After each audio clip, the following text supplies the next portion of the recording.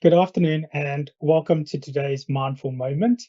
As always, I'll be facilitating the webinar today, but I've been very lucky to have some really good guests again, as always. So we've got Harjeet Moore with us, Head of People for ESS. We've got Scott Freeman, Culinary Director for ESS. And we have got Katrina, ESS Nutrition and Wellbeing Engagement Officer. So today we're talking about something that's very much a potentially difficult conversation to have with people who might be experiencing this sort of mental illness or mental issue. But also for us as a food organization, it's a very important one for us to be talking about. So we'll be looking at eating disorders today. But before we get stuck in and start, just wanted to bring Harjeet on and see, Harjeet, how are you doing? How's your week going so far? Yeah, it's good, thank you. I'm just surprised at how quickly February is flying by. So yeah, no, it's good, thank you. Good. Scott, if I bring you on, how are you today? How's everything going? I'm good, thanks, Evan. Yep, keeping busy as always. Good. And thank you so much for making the time to join us today. And then finally, Katrina, how are things going with you? All good? You're on mute, unfortunately. Oh, good, thank you. Yeah, it's glad to be back. It has been a while since our last one. Yes. It has been a while since we've done these mindful moments. So thank you to everyone who's joining in. But as always, they will be available on the ESS YouTube page for people to look back at later, and we will be sharing that once published. So as I said earlier, we'll be looking at eating disorders today, and we're discussing that in a bit more detail. And the reason why we're covering this off is because next week, so the 28th of February to the 6th of March, is Eating Disorders Awareness Week. And following the festive period, a lot of us take some time to reflect and think about our diets, and maybe we ate a bit too much whilst during the Christmas break. For me, I was on leave recently, traveling around. I ate too much, drank too much, relaxed too much. So it's all those sorts of things that we might be thinking about, and it might change our behavior slightly. But also for those of us who are potentially worried about our weight or have eating disorder histories, this is a time where we could potentially form bad habits and start doing things that could be potentially unhealthy, as well as not good for our mental health. So today we're going to look at some common eating disorders, how to spot them, and what's available, what sort of support is available to help people with eating disorders. As always, there is a mindful moment one pager to support this mindful moment webinar, which you can go through with your team members and discuss with them if needed. So first, I'm going to go to Harjeet. And Harjeet, can you just help us set the scene and understand what sort of eating disorders there might be, and what are the most common ones, and potentially what sort of warning signs can we look out for when we're looking for eating disorders? Brilliant, thanks, Evan. So I think it's important to remember, just touching on what you said, that when it comes to eating disorders, it is a mental illness, and it can affect anybody and everybody. You know, it doesn't affect a certain group of people. In terms of the different types of eating disorders, there are a number, but we do tend to focus on the three main ones. So what I'm going to do is cover the three main ones, and also just kind of give you some ideas on some of the behavioural symptoms as well as the physical signs that you can look out for. So the first one is anorexia. Can't get my words out.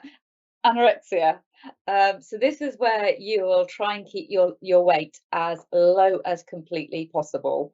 And this is where people think that they're overweight, but you can get into a state where you become dangerously thin. So in terms of kind of some of the behavioural symptoms, this, you know, what you'll start to notice is that people will start to really count the calories, become very, very strict with their dieting. You know, they might possibly cut food into tiny pieces. They might start to take things like appetite suppressants, anything that's going to help them kind of get rid of the hunger pains. And sometimes people do become quite socially isolated, kind of keep to themselves, avoid kind of going out. And in some cases, they can kind of make themselves sick, similar to kind of bulimia, which I'm going to cover. But they're kind of some of the behavioural signs to kind of look out for. In terms of how that then relates to the physical side, if somebody is experienced this, you know, they could be very tired, difficulty in concentrating, you know, struggling sleeping, and you know, for women it can affect their monthly cycle to the point that it could stop, and you can kind of, there's a lot, I mean, the list is endless. I mean, you start to feel really cold because you've got no body fat around you to keep yourself warm. You could start to lose your hair. I mean, your overall appearance will change, and it will change to the extent that it's quite noticeable. So in terms of just moving on to the next one, bulimia. So this is where you do have an unhealthy eating cycle, and it's where you can eat a lot of food, and you're unable to kind of stop yourself from eating. But at the end of it, what some people do is either make yourself sick, take laxatives, or over-exercise. So this type of eating is called binging, and then what you do afterwards is referred to as purging. People with bulimia do tend to have average body weight, not particularly overweight, underweight, but again, it's all about how people perceive themselves. So from a behavioural point of view, it is where you'll eat large amounts of food. So this could be known as binging. You can spend a lot of time thinking about food. This can kind of create mood swings. Again, you can become quite secretive, quite isolated. It can be linked to depression, low self-esteem. Also, you know, in worst case scenarios, it can link into alcohol misuse and self-harm. And also what you'll find is that shortly after someone's eaten, they will disappear. In terms of some of the physical signs, so again, you can lead to kind of stomach issues, gastric problems, you know, being tired, not having the energy. Again, for women, it can affect their monthly cycles. You can have frequent weight changes where your weight goes quite up and down, which is really unhealthy. And it can also damage your teeth, because when you're making yourself sick and the acid that's coming through to your stomach, it can lead to that as well. So that's an overview of bulimia. The last one that we're going to cover is binge eating disorder. So this is where you'll eat a lot of food in a short period of time on a regular basis. And similar to bulimia, it's where you don't feel like you've got control of what you're eating. And this can then start to cause you lots of distress, and then you kind of you create a bad connection with food, and it can be to the extent where you actually can't remember what you've eaten and when you've eaten it. So some of the behavioural symptoms, you normally eat faster in this scenario than you would do if you were binging. You eat when you're not hungry, and you'll eat until you're uncomfortably full. Again, you could become quite isolated, become quite secretive. You have feelings of guilt, of shame after binging, and again, it is linked to low self-esteem, depression, and anxiety. In terms of some of the physical signs, again, you could be potentially overweight. You have tiredness, difficulty sleeping. It can lead to constipation and bloating. So there's some of the three main eating disorders that you'll hear talked about quite a lot, and some of the kind of the signs that you can look out for. And there's lots of kind of help and support that's out there. But before we kind of go into all that, I'll pass you back over to Katrina or Evan. Thanks, Harjeet. There's a lot of information to take on board there, and it's really good that we're able to kind of think about it in that sort of organized way, and that there's going to be physical symptoms as well as the mental symptoms that we'll be able to identify. Katrina, on the mental health first aid, of course, one of the things we're given as a tool and a resource is ALGI, which is about how we have our conversations with people about mental health and disorders, and what they're going through. And ALGI actually stands for approach, listen, give support, encourage professional help, and then encourage other support. With the approach, we're looking at approaching the person, assessing and assisting them as best as possible. It may be tempting to approach somebody and mention their weight or eating and exercising behaviors. However, we might be uncomfortable in doing that. So what advice would you give someone in helping an individual who may be having challenges with eating disorders? Yeah, so I think we can all agree it's fantastic that there has been this increased awareness of the importance to talk about mental health, but for somebody to actually approach them, it can be quite nerve-wracking, and it can take quite a bit out of them to actually approach them in the first instance. As you mentioned, it can be tempting and very easy to fall into the habit of being quite direct with somebody with an eating disorder by pointing out their weight or their appearance or their food choices. So, for example, making a statement such as, "You look quite skinny," or, "Oh, is that all you're eating?" But these are quite judgmental and it can make the individual feel very defensive. The barrier will go up, and actually that conversation that you're hoping to have with them probably won't go as well as you'd like. But we should not completely avoid talking about the topic. Actually speaking out about it can give that individual a sense of relief that you've acknowledged that they are struggling and that they're having some difficulties. So my advice would be, before approaching them, would be to find out as much as you can about eating disorders. So looking out for some of those common signs and symptoms which Harji had mentioned, so that you've got a bit of background information there. And then try and find a place and a time which is quiet, private and comfortable for the individual. So I think it's always easier to talk to someone when you're sat side by side or while you're doing an activity such as driving or going for a walk, rather than face to face, as that can be quite confrontational and make them feel uncomfortable straight away. Also try and avoid them in settings which can make them a little bit more anxious. So definitely food related settings. Don't try and bring this conversation up while at meal times, as that can actually make them feel a lot more anxious about talking to you.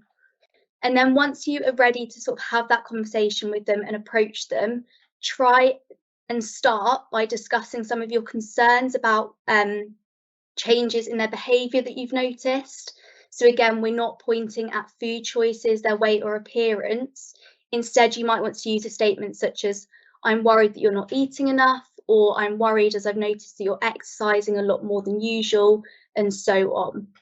And when you make these statements, try and use I rather than you. So I am worried about you rather than you are worrying me, as that does come across quite accusing. It can make that individual actually feel like you're bothering them and that you don't want to worry them, so I'm not going to go and talk to them about it. So do try and use statements which are I rather than you. And then finally, when you do approach someone, recognise that not everybody is ready to talk. You may find that some people are really open and honest and ready to discuss their feelings, and if so, that's fantastic. You can use the SCOFF questionnaire to help you learn a little bit more about some of those eating habits which they may be displaying. But if they do actually become quite angry and quite defensive, do just try and stay calm in that situation. Know that that conversation was not a waste of your time, and that actually it just gives them that opportunity to sort of digest what you may be concerned about, and that they know in the future that they can come to you. So yeah, it's really important we do talk about them and approach people, but it's just about doing it in the correct way. Thanks, Katrina. You mentioned the SCOFF questionnaire. For those people that are watching or listening, what is that? Those of them that haven't done the mental health first aid training, what is the SCOFF questionnaire all about? Yeah, so the SCOFF questionnaire is a test to detect key eating habits which are related to certain eating disorders. In particular, it's anorexia and bulimia. It is a set of 5 yes or no questions, which basically means that if you answer more yes, for example, it may indicate that you have an eating disorder.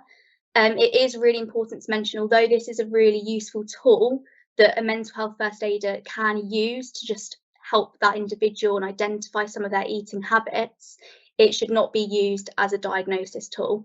And obviously, only GPs and specialists would be able to diagnose someone, but it can be helpful tool to use in conversations. Absolutely, yeah. I think it's good. It's a good resource to have available to our team members, and for anyone who's not a mental health first aider, please do feel free to reach out to any of the mental health first aiders, and they'll be able to share that questionnaire with you if you're interested in what that content is. Finally, Scott, I'm going to come to you if that's okay, and just kind of ask you a little bit about intervention and successful recovery. So, as with most things with mental health, early intervention is critical for successful recovery. So, research suggests that 149 weeks passes before those experiencing eating disorder symptoms actually seek help. But if somebody is looking to get help, what help is available for those with eating disorders? Thanks, Evan. Yeah, there's lots of help and interventions out there for anyone that needs it. And personally, I think just talking about it today between ourselves is a really good first step. And maybe there's someone who's listening who's thinking that perhaps they might need some help as well. And so if there's just one person that joins this call or watches the video and perhaps thinks about making steps to help themselves, then I think that's fantastic. And there's been some really great advice actually today from Harjeet and from yourself, Evan, and from Katrina just now as well. In terms of support available, I would say go and speak to your GP. That would be my advice. And I know that some people know their GPs fairly well. Don't be afraid to, perhaps if you don't feel comfortable talking to a GP that you might see every now and then and maybe has known you for all your life, like my GP does, don't be afraid to ask for an appointment with someone different. You know, that's not a crime to do that. What the GPs might offer you in terms of help, there's lots of self-help programs out there, from CBT, which is cognitive behavioral therapy, and therapeutic help, just to give a few examples. And there are quite a lot of specialist support organisations out there that could also help you. If you just don't feel comfortable talking to a GP straight away, you might want to perhaps do a little bit of reading up of your own, and you know that's a positive step in the right direction too. Great, yeah. And I think a lot of our mental health first aiders who are out there have done quite a bit of research themselves into the eating disorders, just as we are a catering organisation. So I think a lot of them have probably looked into it. I know that we've mentioned it on a couple of our monthly calls. So again, if you aren't sure about how to approach somebody, or if you're concerned about your own eating behaviours or approach to your eating, then please do reach out to one of them as well if you feel comfortable doing so. So as always, we're going to finish off with quick tips, my favourite bit, because if people have struggled to digest all the information we've gone through today. So first, I'm going to come back to you, Scott. Your first quick tip, and kind of links into what you've just said, really. I think it does actually. My tip would be to talk to people that you trust. Speak with your GP if you feel that's the right thing to do as well. But do it at the time that suits you. Just rely on the people around you. Everyone, if you've got friends and family that love you, they'll only want the best for you anyway, so they'll listen. And don't think that people are going to judge you, because I really don't think they will in this century, to be honest. No, that's great. Katrina, your top tip for today? You're on mute again. Mute still. My top tip would be, hasn't really mentioned today, but it would be to be careful online. Actually, being a young female with a lot of social media, it can cause a lot of problematic thoughts, people's thoughts on what a perfect body and that sort of thing could be. So yeah, that would be my tip. Yeah, and I think that goes for mental health in general, isn't it? Really, with social media and people only displaying the best parts of their lives, it puts a lot of people under pressure, doesn't it? So yeah, definitely be careful around social media, and that could definitely trigger some of those things. And airbrushing is so real. Airbrushing is so real. Right, Harjeet, final tip from you. Thank you. I think once you've kind of established what your symptoms are and you're able to kind of look at kind of trigger points, it really is about changing unhealthy habits. It's looking at how you manage your daily routine when it comes to food, the relationships with food, the feelings that you have with food. So try and distract yourself, and it could be anything kind of going for a walk after eating, doing something that you enjoy. But I think it's really important to try and change those or break those unhealthy habits by finding something fun. Absolutely. Thank you, all of you, for joining me today and us going through this. Like Katrina said, it's been a while since we've had one of these mindful moments. We are moving these on to every other month, starting this year. So we'll be back in April with our next mindful moment, and we'll be. Is that right? I'm just looking at Katrina and thinking. I think it's every 3 months. Every 3 months, is it? Okay. Every 3 months. There we go. So we will be back in May with our next mindful moment.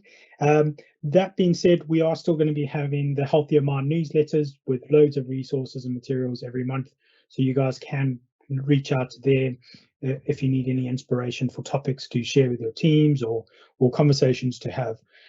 As always, remember we've got the ESS Instagram, where Katrina and the team share loads of great tips and advice every week, as well as our YouTube page. So please, if you are looking for inspirational support, remember those places are available for that.